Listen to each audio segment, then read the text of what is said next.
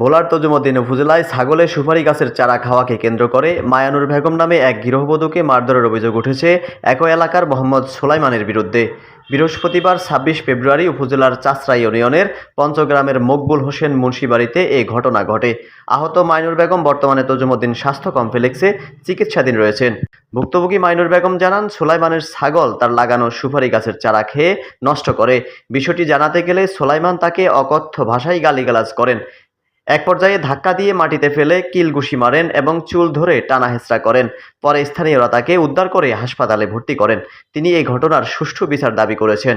প্রতিদিন ছাগল গাছটা খাইতে আমি ফোন দিয়ে বললে আমার গালাজ করতে, এমন এই জায়গা বলছে যে তুমি ছাগল দেখলে ধরে লইবা। আমি দেখে ডাক দিছি, আরে আমারে ফিডে দেওয়া শুরু করছে। আমার বাপের জায়গা, তোমার বাপের জায়গা, ওই আমারে ধাক্কা দিয়ে হালাইয়া চুচে ধরে বাগে বাগে ঘুরাইয়া ঘুষি টুসি দেওয়ার পরে অনেকক্ষণ পরে মানুষ ধরার পরে ওরা আমার নাম শাশুড়িকে আয়ো দিকে আইসে আমার কাছে। অভিযুক্ত সোলাইমান বলেন, মায়ানুর বেগম তাকে গালিগালাজ করলে তিনি তাকে ধাক্কা দিয়ে সরিয়ে দেন। তোমার ছাগল খাইলেও স্যার কয় তুমি মিথ্যা কথা কয়, এটা নেওয়া হইতো না, নেওয়া হইতো না দিয়ে মোবাইলে রেকর্ডিং করে মোবাইল ঠেলা দিয়ে হালাই দিছি। দিছি আর মোবাইল থুই আমার দোষার আমি ঠেলা দিছি, আমার আর মহিলা ধরে রেখেছে, প্রায় দোষ আমার লুঙ্গিছে। এই লুঙ্গিছে দোষার আমি আর ওই মহিলা আমার ছাড়ি দিই, ওই লুঙ্গি ওই মহিলা ধরে লুঙ্গি ছাড়ে দিছে। স্থানীয় প্রত্যক্ষদর্শীরা জানান, ঘটনার সময় গালিগালাজের পাশাপাশি মাইনুর বেগমকে মারধরের ঘটনাও ঘটে। ঘুরে গেড়াই তাদের ওয়াল আছে আবার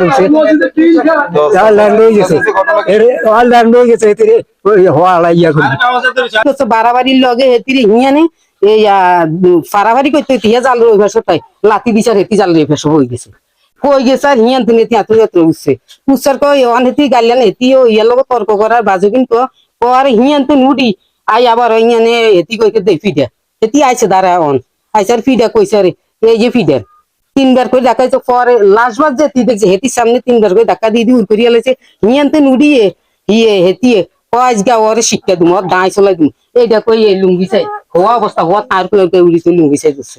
আর পাশে যেতে ধরছে হেতি কইতে আছে আপনারা পাশে গাড়ি নাই না ধরলে মারি গেলে কল্লাক আনছি এই করলে একটা ঘটনা। আপনারা দেখেন যে মসজিদের বাউন্ডারিটা কি অবস্থা করছে উনি আওয়ামী সরকার আমলে, আমরা বিএনপি করছি, আমরা অনেক সময় বাধা দিছি যে মসজিদের জায়গাটা যে পর্যন্ত সে পর্যন্ত বাউন্ডারিটা যাক। আর কালকে যে মহিলারা ফিটেছে সেই মহিলারা দেওয়ার ঘর আছে স্যার, আপনারা জানিছেন ওই জায়গাগুলো কবরস্থানের জায়গাগুলো থুই ওই মহিলাকে ঘরের ভিতর দিই। তদন্তকারী কর্মকর্তা এসআই মোহাম্মদ শামীম জানান, অভিযোগ পাওয়ার পর বিষয়টি তদন্তাধীন রয়েছে এবং তদন্ত শেষে আইনগত ব্যবস্থা গ্রহণ করা হবে।